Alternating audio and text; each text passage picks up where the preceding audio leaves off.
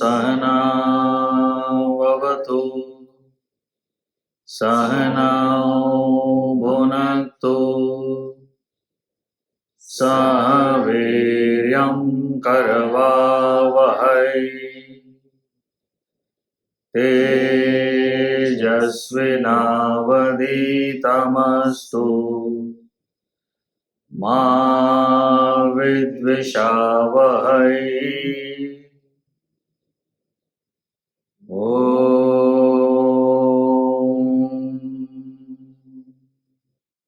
Shanti Shanti Shanti.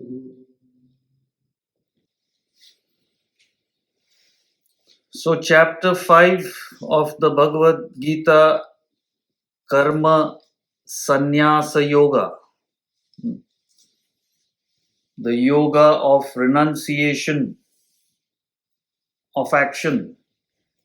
And that's why this is totally misunderstood. What they mean, the translation may be renunciation of action, but the practice is renunciation in action. So you will see even in this chapter, he will repeat a few times this whole, to clarify this misunderstanding. Because everybody equates Vedanta to renunciation, resignation, getting away from the world. And if you believe that, then it becomes totally impractical, right? Why would you want to follow it? And that's what has happened. So this whole concept of sannyas, renunciation, renunciate, is totally misunderstood. In fact, you have to practice renunciation in your work, in your family. It's the principle which gives you that peace, happiness, and success that you look for in life. It's nothing but renunciation. See, don't you say, sometimes you're at work and 3 hours pass and you don't know what happened. It passed like this. And you got so much done. What happened actually? During those 3 hours, your mind was not in that thought, what am I getting out of it? I am working. Why am I doing this? It was just the work. This is renunciation. It's the renunciation of the ego and egocentric desires, but not work. Work has to be done. Action has to be done. Without action, you can't live. So, just as we all have this doubt, so did Arjuna in verse 1, which we did last time. O Krishna, you praise renunciation.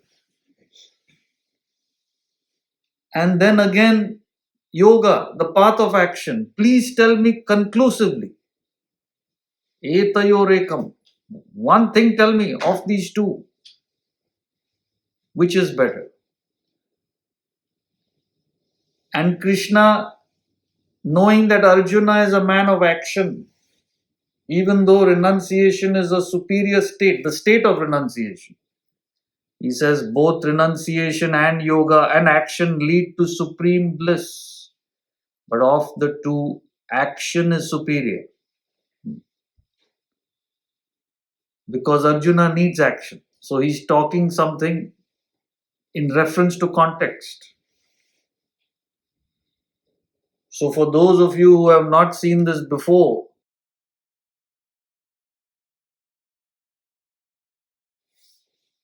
the diagram, right? I told you, this is very important. Then you understand everything in terms of the sequence.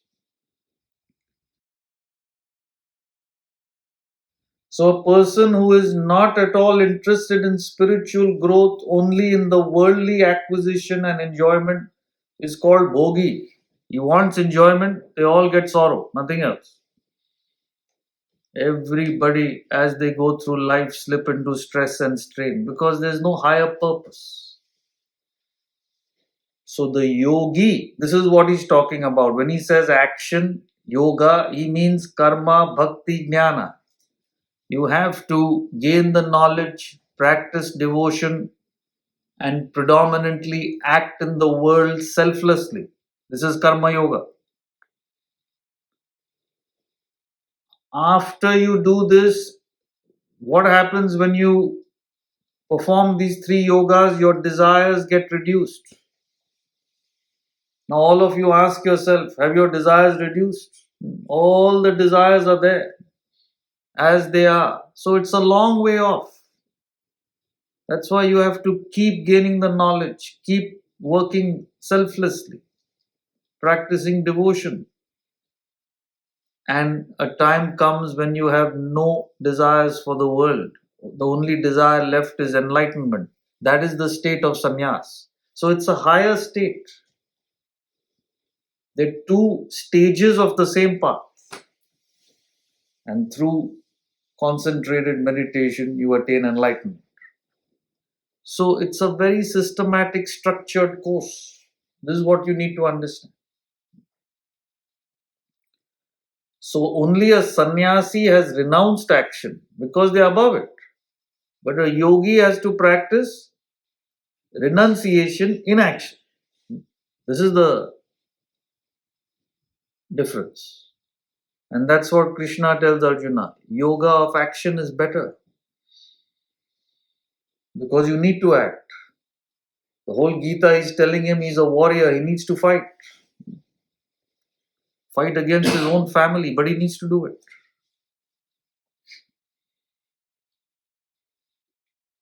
In that diagram, so there is a choice of three yogas. In the diagram, there's a choice of three yogas. You have to do all three. You pick and choose. Only the proportion differs depending on your constitution. If you're more emotional, you do more bhakti. If you're more knowledge oriented, more knowledge. So it's only a proportion. But all three have to be done together. Only then you'll grow, because each one of you has a body, mind and intellect. All three have to be used, right?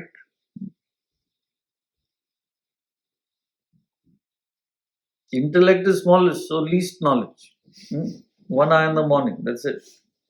And desires are maximum, so body has to be used to act maximum throughout the day. It's as simple as that. A little bit of devotion for the mind.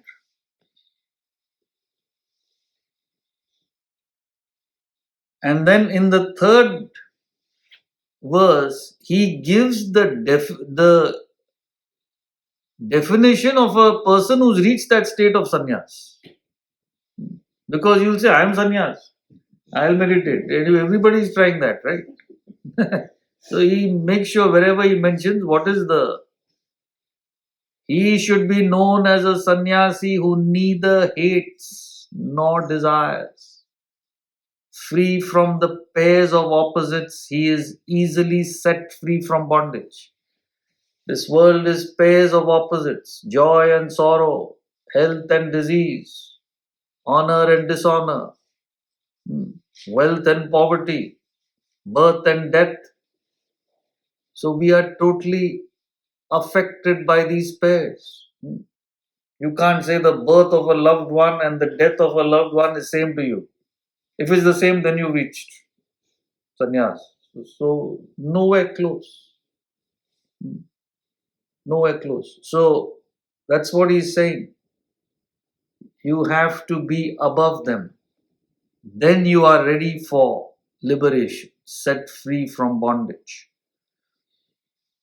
So as far as we are concerned, I told you, we ended the talk last week with that statement, right?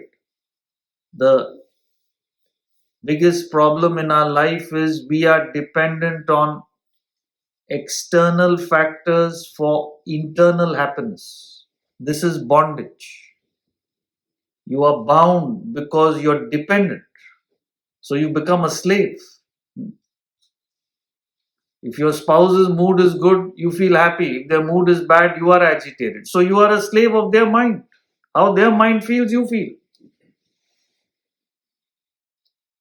Business is doing good, you're happy. Doing bad, you're unhappy. So you're dependent on the business environment, everything. So the more spiritual you are, you derive happiness from within, the less dependent on the world. It's as simple as that. Free from the pairs of opposites, he's easily set free from bondage. So everybody has those dependencies which keep you bound, a prisoner of your environment and circumstances. So measure yourself. How free am I? That determines your status. Got it? So any questions before we move on to 4? Yes, Saurabh. Yeah, Hayam Gautamji. Can you elaborate on how to draw happiness within, as you mentioned? How to draw happiness within? See, if your thoughts are on the body by its nature is dependent on the external senses, right? The eyes crave for color and form. The tongue craves for taste. So how can you be free? You're dependent on external factors. If your attention is on your mind, the mind is dependent on the emotions from the world, relationships and this and that. And if your attention is on the ego, you are dependent on honor and dishonor and power and status, right? So everybody's caught up in these three things. So, what is the only way to be happy? If your thought is on something beyond your body, mind, intellect, immediately the mind becomes peaceful. You're free from the agitations of the mind, of your physical, emotional, and ego cravings, right? That's the secret. So, with Vedanta, your thoughts are on the self or on something higher in life. That gives you the real peace.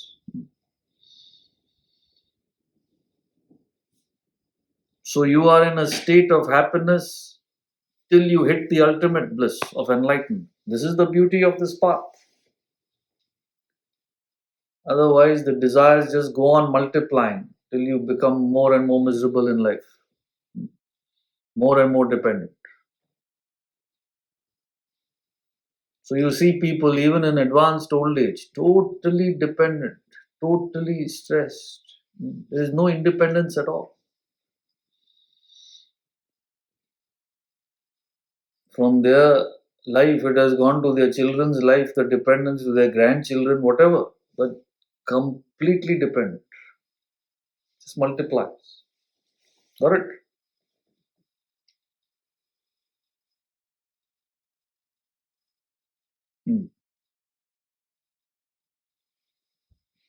It's the thought. Yogaratova, Bhogaratova. Remember that verse in Bhaji Govinda? Sangaratova, Sangavihina. Yasya Brahmani Ramate Chittam. Nandati, Nandati, Nandatyeva. Yo means whether you're in yoga, whether you're in bhoga, whether you're in sangha with company or alone, only the person whose mind revels in Brahman, in the self, is happy, happy, verily happy, he said. Right? This is the law. There's no other way.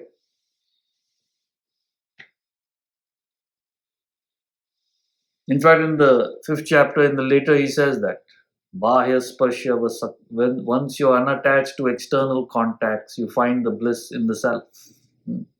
Means the thoughts are on the self. Got it? So what are you trying in the spiritual path is to shift your thoughts from the world and put it to the self. To that extent, you'll be happy. Clear? 4. Sankhya Yoga Prathak Bala Pravadanti na Panditaha Ekamapyasthita Samyak Ubhayor Vindate Phalam.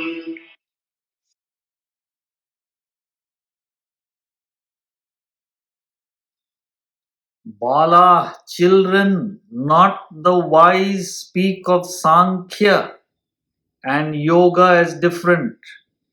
He who is duly established in one obtains the fruit of both.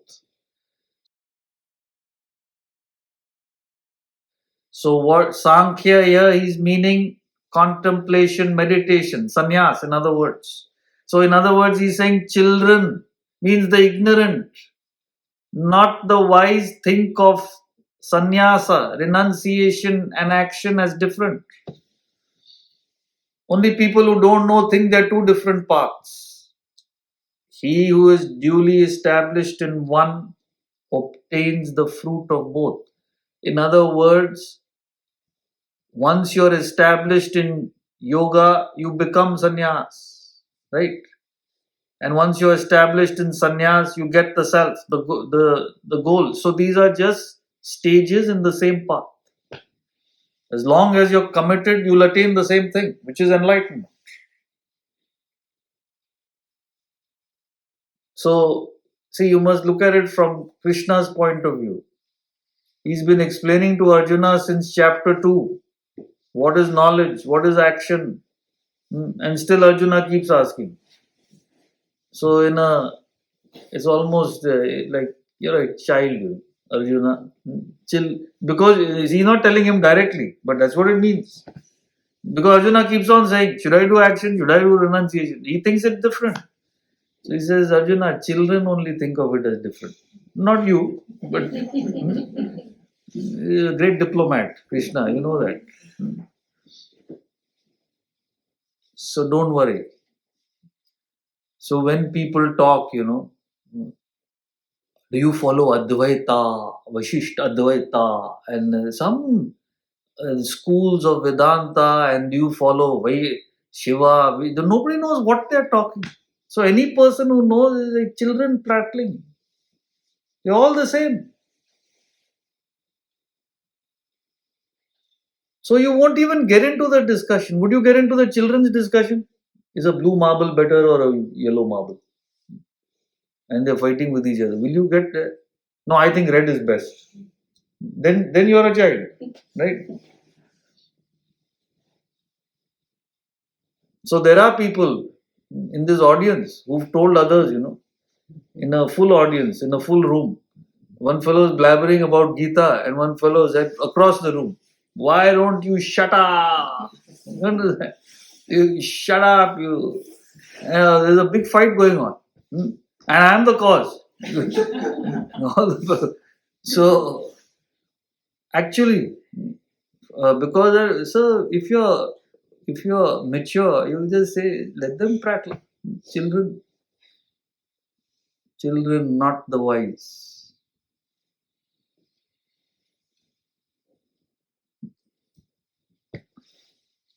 Ya pashyati sa pashyati, the famous verse now comes in the 5th verse. Umesh, you had something. I don't know why these people are laughing. I don't know. All fairness to me, I couldn't stand the guy teaching other people wrong things about Gita. Oh, it was you, is it? I forgot. You couldn't stand the one fellow teaching others wrong things. There's no point. They're all children prattling. Unless, see, knowledge is taken. It's not given. So, people have to want it. You can't give it. However much they may be. So, you understand. See, Krishna, in the first chapter, he didn't say a word. Even though what you're saying, Arjuna was talking all kinds of wrong things. Because he was not available. So, Once they're available, you talk. Speak less than thou knowest, have more than thou showest, says Shakespeare. Fabulous advice. He says, speak less than you know, have more than you show. What do people do? Completely opposite. You speak more than you know, you have less than you show. You want to show others you have when you don't. Why? Both are ego. Speaking more than you know is ego, and showing more than you have is ego. So when you're humble, you won't speak unless person asks you. And you won't feel the need to show what you have. You live your life according to your terms. You don't live showy. You understand? Like Shakespeare says, you must be rich, not gaudy. First thing, especially people who've never had money, you should see the flash. People who've had money for generations are completely different. They don't have labels and all. You won't even see which shirt or they don't bother.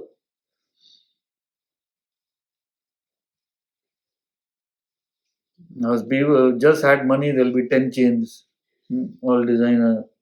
The watch in both hands, ankles also.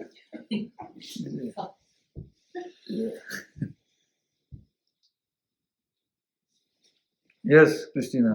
On the subject of containment, could that be the other direction too? Like if you get frustrated, what if somebody is so captivated by what is being taught or how helpful it could be, or there just should that energy be directed towards like quiet devotion as opposed to sharing what one feels around learning something? Like how would there be a constructive use of that? Constructive use of what? Of energy, say the teaching. So something lands and it just makes sense and you're enthusiastic, or one is enthusiastic about it. Is that considered bhakti, devotion? One should sort of direct that energy rather than talking to people about it. Or No. See, in fact, in the Gita, in the end, when he concludes the sermon, if you remember chapter 18, he says there is nobody who does greater service, greater bhakti than propagating this knowledge, right? The greatest devotion, because you have been helped. So it is extremely selfish to keep it to yourself. But at the same time, who should you give it to? Only people who are interested. That's a different matter. But there should always be that feeling that others should benefit. This is something so beneficial. So you have that enthusiasm. That is devotion. You have that commitment to the cause, to the subject, and you have that feeling it should be given. Why not? In fact, you're willing to stick your tongue out. Head out, sorry, not tongue. Don't stick your tongue out. I meant stick your head out. And but again, it can't be done to people who are not interested. So you need to assess who's the one who's available.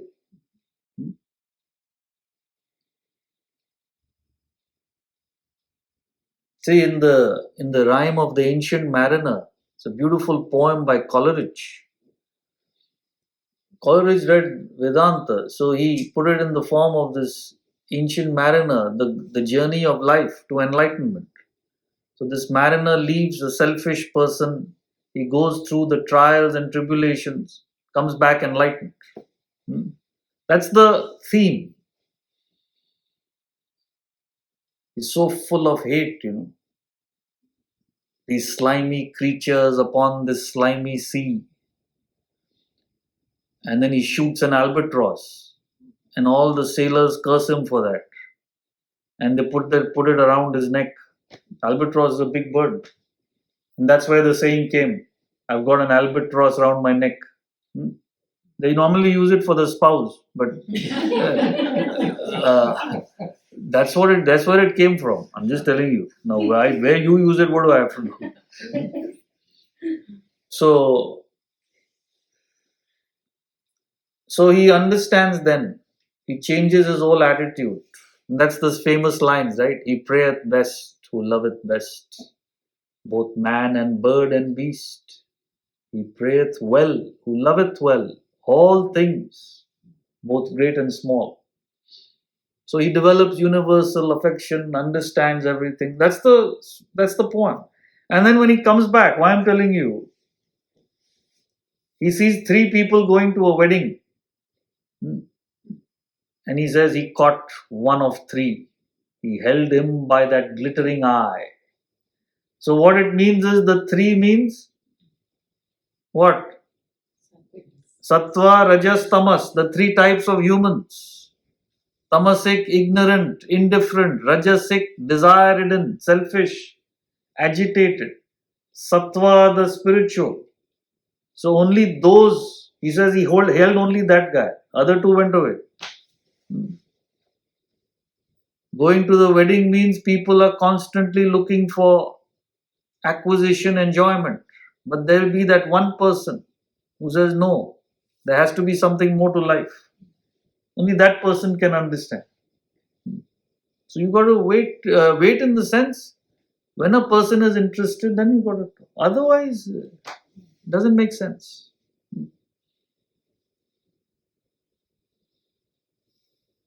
See, I've been here 20 years here in the US. I must say, I've given hundreds of lectures, spoken to thousands of people, literally tens of thousands. And out of that, there's few of you who are the interested ones. For that, you have to go through all that.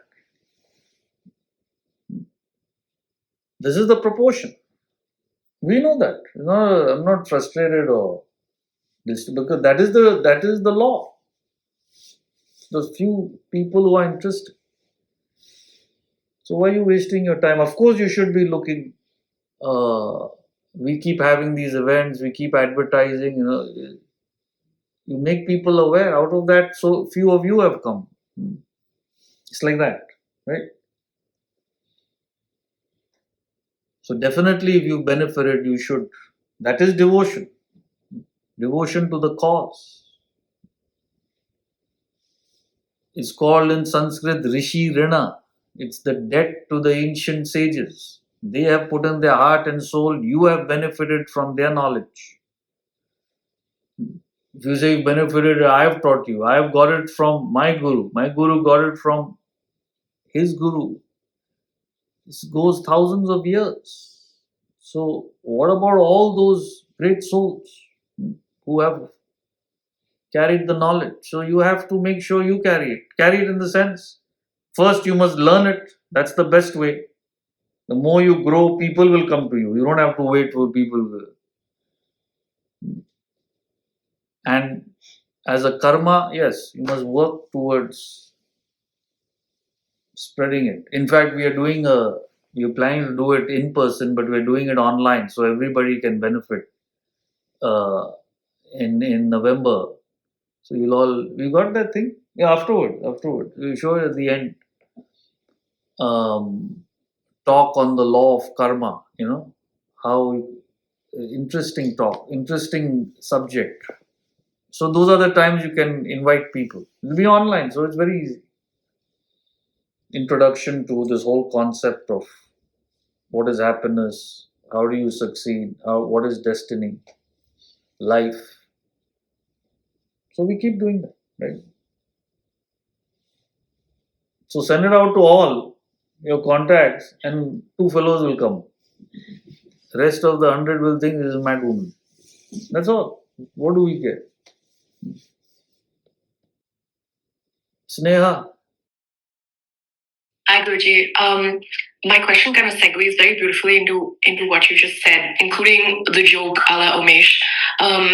My question is really like, don't we have a dharma to kind of correct someone who's being kind of like a charlatan or providing wrong information or knowingly providing misinformation from a misinterpretation of the Vedas, especially since, like you said, we have the Rishi, like it's literally our dharma to provide the knowledge that has been provided to us. So how do we reconcile between 2 of them, knowing the difference of when to do it and when not to? I just explained that. You do it to those people who are available for it. So, see, for example, we were talking yesterday about the law of causation. Were you there yesterday in class? Yeah. You were there, Yeah. right? So we were talking life functions on cause and effect. If you want to do well in your exam, you have to study. But if a person believes, no, by praying I will do well, not by studying, how can you help that person? They are convinced about that. They will suffer. But you can't go and tell them unless they are available.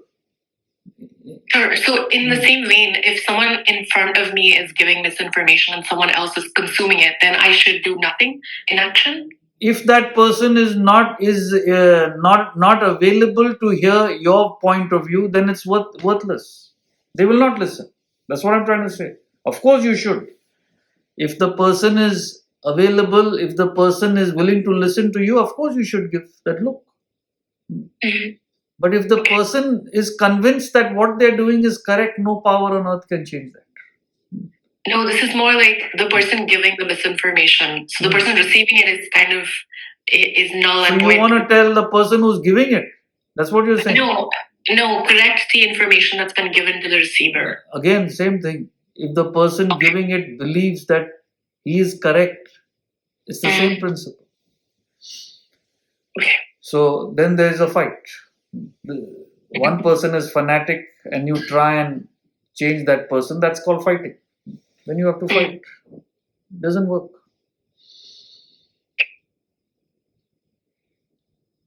So that is why in 5,000 years of history, nobody has tried to go and convert others. In India, never happened. In fact, there's no such thing as conversion. You cannot, you can destroy all the temples. Nobody has the authority to say, you're not a Hindu. Who can tell you that? Very interesting, right? It's pure dharma. It's just knowledge. And you chose to live that knowledge. In fact, there is no such word as Hindu. You know that? Some of you, Hindus themselves don't know. So it is a word given by foreigners. Because they don't know what else to say. The Sindhu River is where India started. And the Persians called it Hindu. And the Greeks called it Indus. So Greeks called India. And Persians called Hindustan. That's it. We are Hindu. So in the Veda, there is no such word. Where do you find that? That's the tradition. And that's why whole world comes to India for spirituality. Because it's there. And nobody talks about it. If you want it, you come.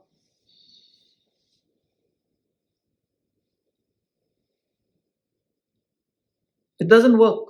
That's what I'm trying to say. Real knowledge can only be taken. It can never be given. What is forced is never forceful.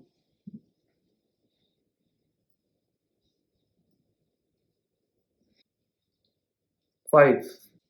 Yat-sankhye prapyate sthanam tad-yogairapi gamyate ekam sankhyam cha yogam cha yah pashyati sa pashyati.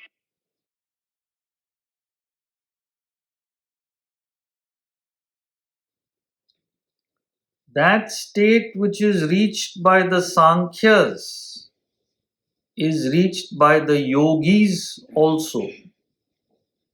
He who sees Sankhya and Yoga as one, he sees.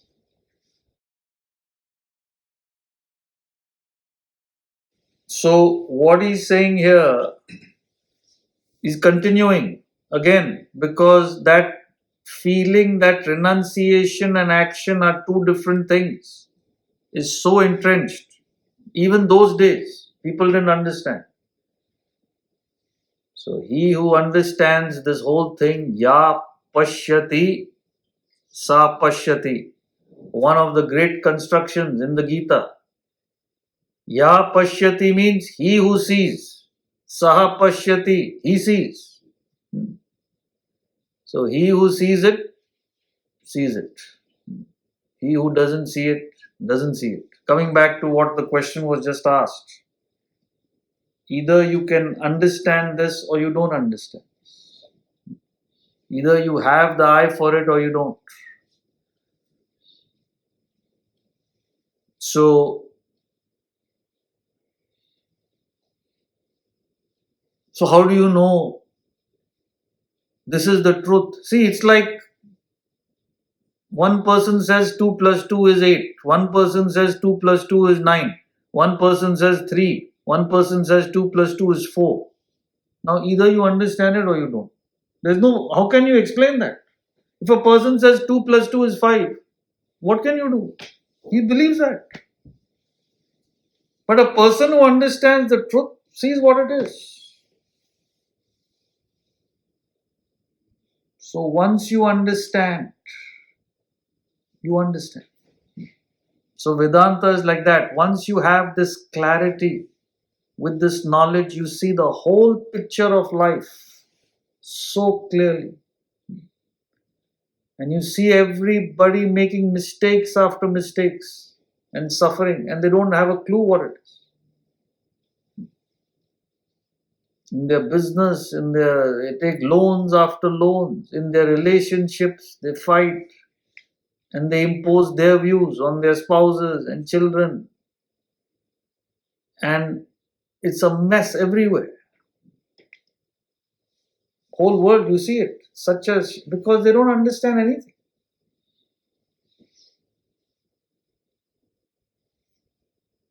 So once you understand, everything becomes clear, peaceful. So what is Vedanta? Vedanta is clarity of intellect, peace of mind, and dynamism in action.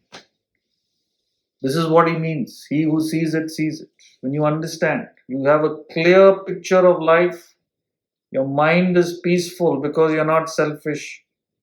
And because the mind is not constrained by these worries, anxieties, you're dynamic. You're active. There's no tamas. What a life. You're in a different realm altogether. He who sees it, sees it. So it's very sad, friends, if you actually see it. It's not sad because that's life, but if you look at it, it's sad that such a beautiful knowledge and nobody sees the value in it. What a tragedy.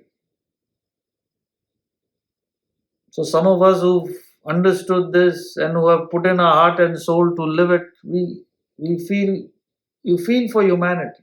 There's such an easy knowledge, such a simple way of living, and nobody understands.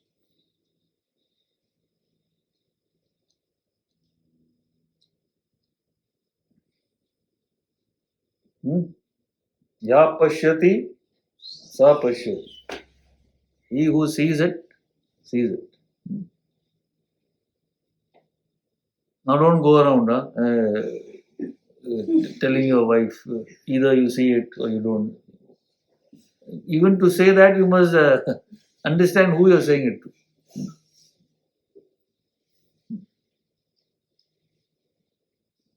Because people start applying in these ways. They'll have an argument, either you see it or you don't see it. She doesn't see it, that's why she's arguing with you.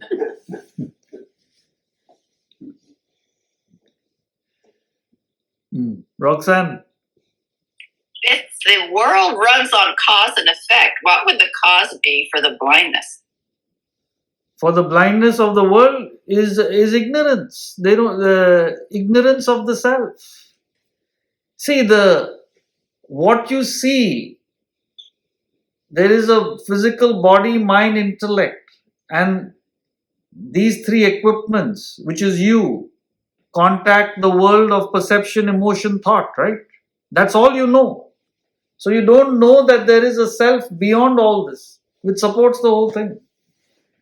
So in that ignorance, you just follow blindly the mind, because if you gain an object of your desire, you get an instant gratification, correct?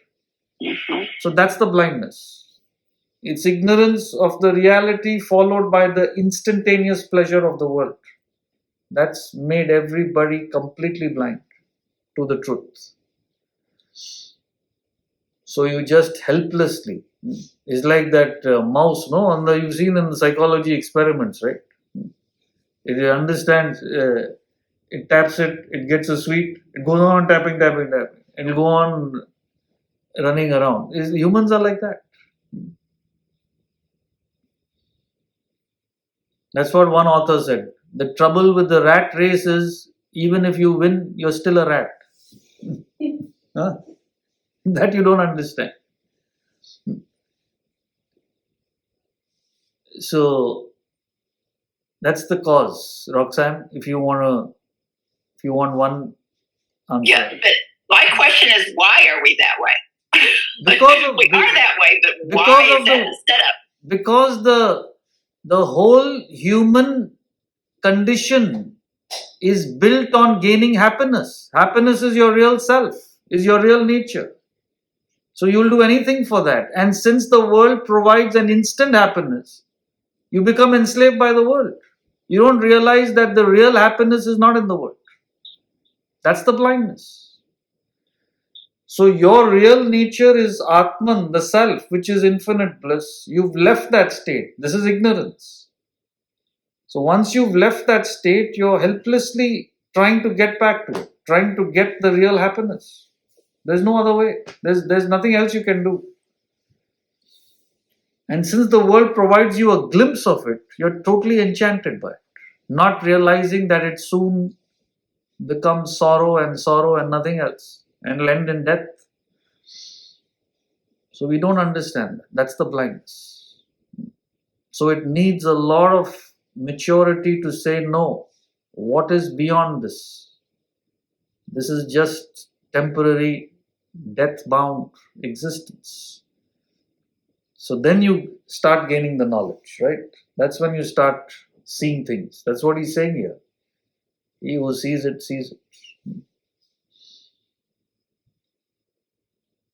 See, there's a saying, 10,000 horses cannot pull you towards this path. 10,000 horses cannot pull you away from this path. Both are true. If you are interested, nothing can pull you away. If you are not interested, nothing can pull you to it. Both are true. Nothing means nothing.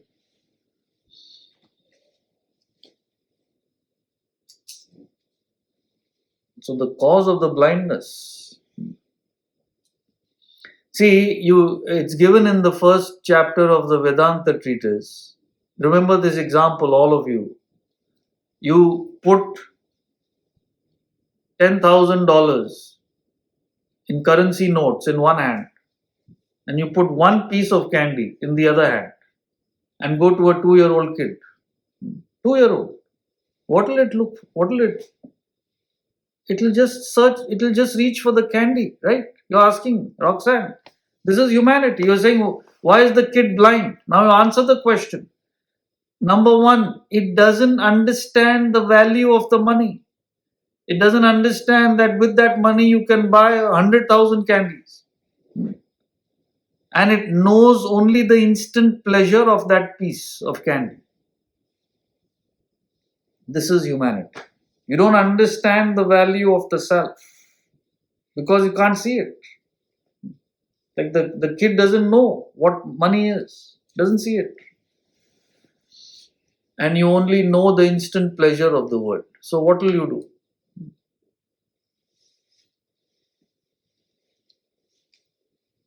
So what are all of you living your life for?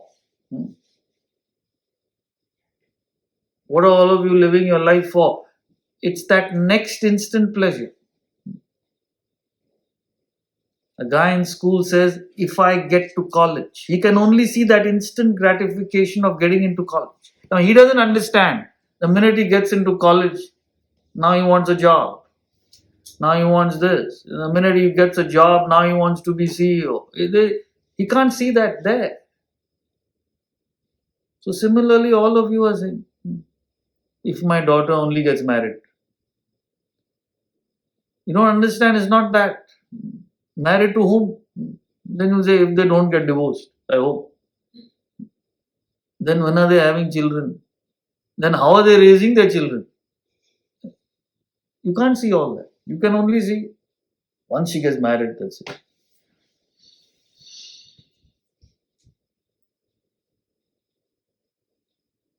So if any one of you can say, whatever you're working for now, if I get that, so what? What's going to happen? Instantly you become philosophical. That's philosophy.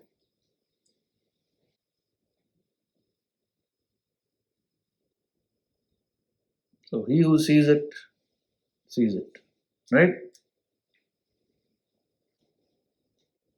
6. Sanyasastu mahabaho dukkhamaptumayogataha yoga yukto mune brahma nachirenadhigacchati.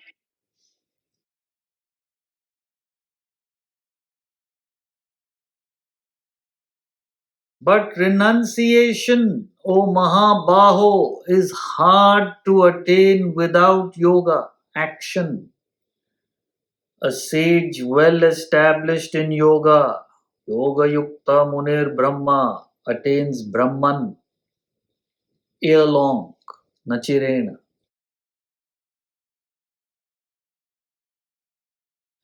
So, even though he has said in the previous verses, both Yogi and Sanyasi reach the same goal, he cautions Arjuna, you are nowhere near sannyas. That's what he's trying to say. Which means the same for all of us. Renunciation is hard to attain without action. So, as I've been repeatedly telling you, he's been saying from chapter 3 onwards, all of us need to focus on dynamic action in the world because our nature is to act. We all have a field of action. We all have our duties and responsibilities. So we have to act. But we must act without ego. What you have to renounce is ego and selfishness. That is renunciation in action. You cannot renounce action, but you must renounce your ego and egocentric desires in action. That is practical Vedanta. So, whatever you're doing, the attitude should be, how can I be of service to others? That's it. You can do whatever you want. And service to others also means not expecting from them. I am serving my children, no. But that is because you want them to turn out in a particular way. It's your own selfish desire that is making you act. So if you can serve your child without any expectations at all, this is what I ought to do as a mother or a father, and that's it. That is selfless action. So it doesn't matter. It could be your family, your job, your business. What's your attitude?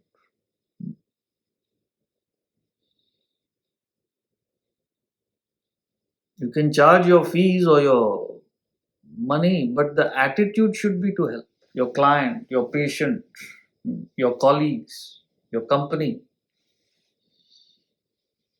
your country, whatever it may be, whatever your field of action. So if you're established in selfless action, you will attain even the supreme before long. Don't worry, keep going. Keep doing the action. Never stop till the goal is reached. That's the thing. Before long, before you know it, you'll be there. If you're really committed. So action is the cause, renunciation is the effect. So by getting away, escaping, you're not going to do anything. You have to go through action to come out of action. Got it? So the reason Sri Krishna is saying that Arjuna nowhere near Sanyasi Yoga is because his desires have not been fulfilled and he has done no desires. Arjuna is a normal person of action in the world. He has his share of desires, right? That's why Krishna is telling him, don't worry about renunciation.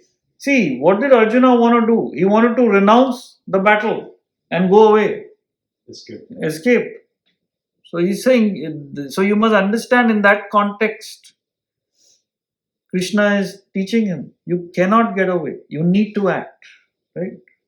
Because even if he escapes, he will carry his mind. Yeah, obviously. Even if you leave, the desires are all there. Ultimately, you have to come back.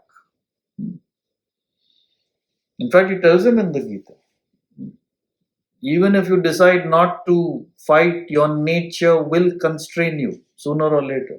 He gives him that. He tells him that directly. You don't know what you're doing.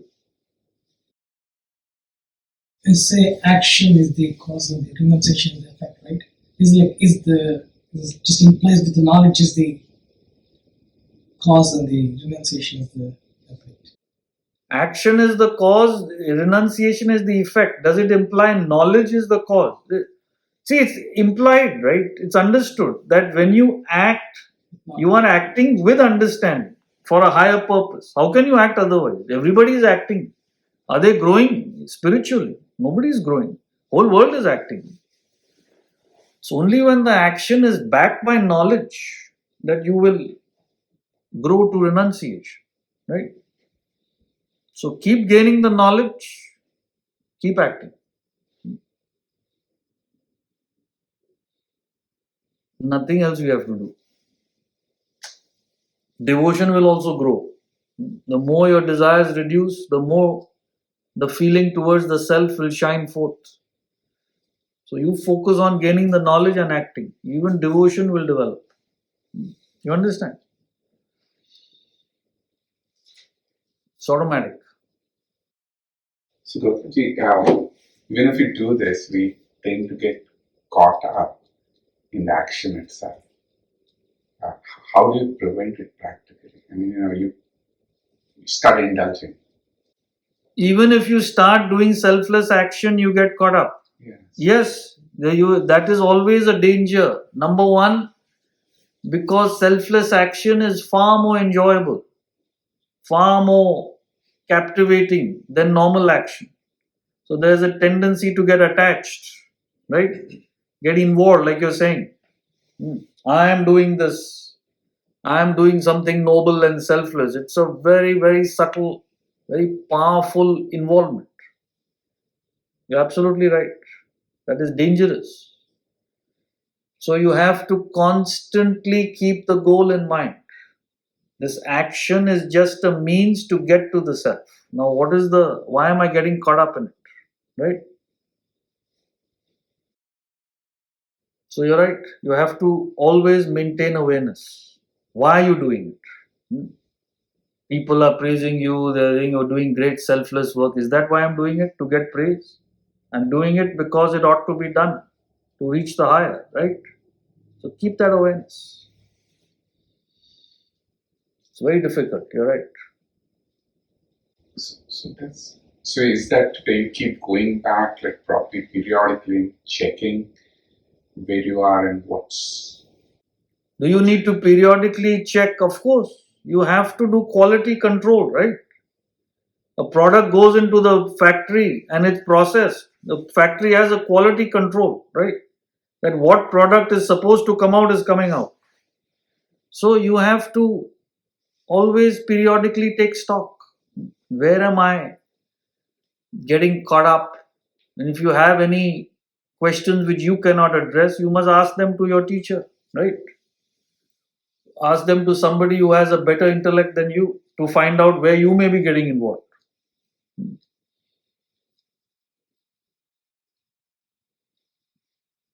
See, now you're all working together, volunteering, right, for the work.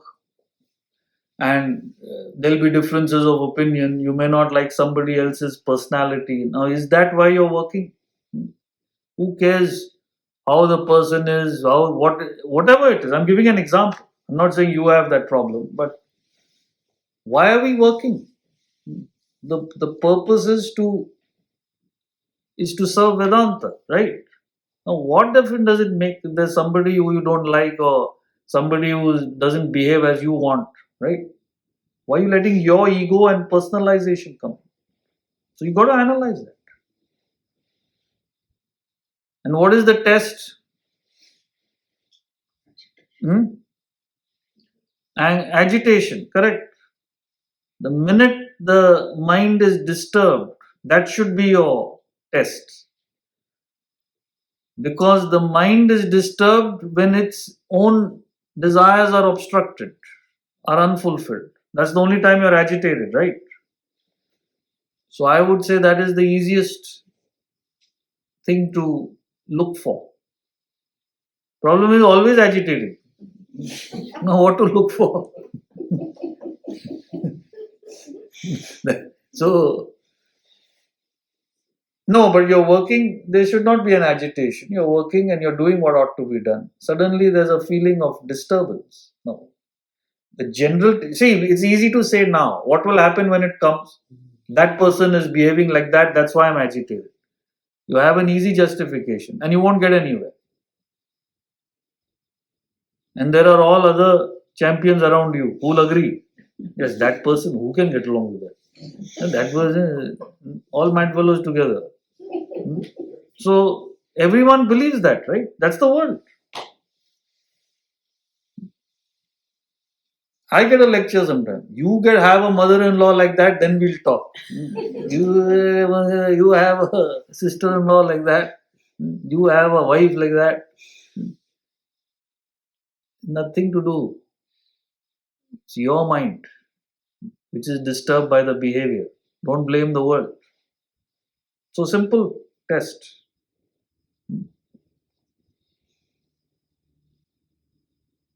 But renunciation, O Mahabaho, is hard to attain without yoga. A sage well established in yoga will attain the supreme before long. So very encouraging verse. It's telling us just get on to the right action. Don't worry about the result. If you're sincere and dedicated, it's before long. Even if you're a little bit established in the path, you don't have to wait till enlightenment. You will be in a different level altogether. Literally, you'll be like floating on air, It actually feels like that. So, next, we'll take up your question next time. The next weekend, there's no class because we have the retreat, the Catskills retreat next weekend. And we are all totally full for that. So there's all kinds of arrangements and all that. So even Wednesday, I think we can hold off, right, for the Q&A. So we won't have class this whole week, Wednesday and the weekend. So next meeting will be next Wednesday. Not this Wednesday, the next. And then the next Gita class will be 2 weeks from today. And on the 9th, the law of karma. Attain happiness, success, and make your destiny. Sunday, November 9th, same time, the Gita class time, 10 to 11:15. So we do these periodic talks to introduce others to the knowledge. So anybody 16 and above, this is also important because youngsters can also attend this. It's meant for anyone to understand what Vedanta is and how life works. So you'll get the email and everything, but just make a note and then you can share it with your networks and groups and all that. And all our volunteers will be also working. So if you want to join the group to see how best we can take it forward, various platforms, please email us that you'd like to join in this effort. Okay, so we will meet you next week, not this week. Hari Om.